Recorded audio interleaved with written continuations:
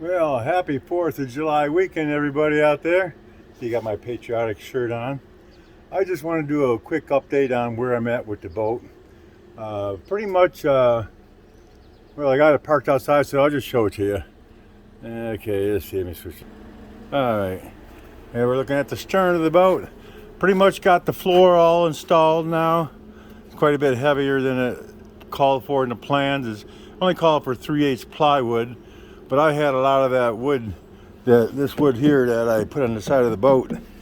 I had a lot of that ply, 1/4 inch ply, so I cut it up into strips and stained every other one, you know. So I got to get that stripe pattern going on the floor.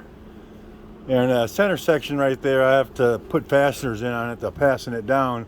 I don't think it'll go anywhere anyways. It's pretty much in there, but it's removable so that if it gets plugged up along the keel, you can open it up and clean her out. Right now I'm working on what they call the carling.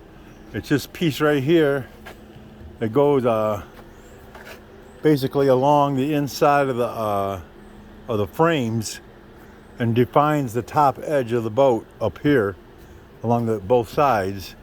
And on top of that, then of course we'll put the top, whatever wood's going on top will go on top of the carling and the piece here. Then there'll be another piece that goes over, that comes up on the outside of the carling. I forget what they call it, but it's going to cover up the side, the seam there, and it'll come all the way up to the top.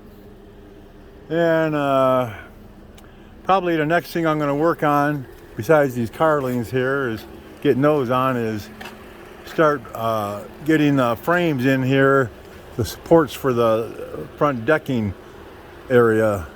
I gotta mount a couple cross frames and maybe a couple of side ones too, from front to back, along the top of them and stuff, just to support the decking material that's going to be up there. There's going to be a deck coming all the way back, probably to about here or so, because it's not here yet, but there's going to be another piece that comes in here that all your instruments and your steering wheel and everything are going to be mounted on. And then behind that's the seat. And then just got to finish up the rest of the inside, Of course, also got to finish up the back end. And how this gets finished up has a lot to do with what motor I'm going to be using on this thing. And if you look over here, I'm really hoping, see that motor right there you're looking at, that's a 59 Evinrude 50 horse motor that was originally on the boat my dad made back in 1957, 58. And it was our family boat for 20 years, and it died a long time ago because this water pump back here got busted out. These little ports got busted on them somehow, and of course, being such an old engine, it was pretty hard to find that piece, and we couldn't find it back then. But recently we got lucky and found a new replacement used water pump.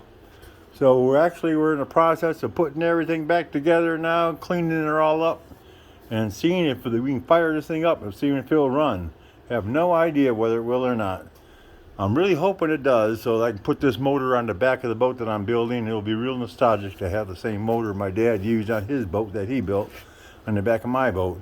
But if we don't get it working, then I'll just have to spend a little money, and I'll probably get a little bit bigger engine than this one.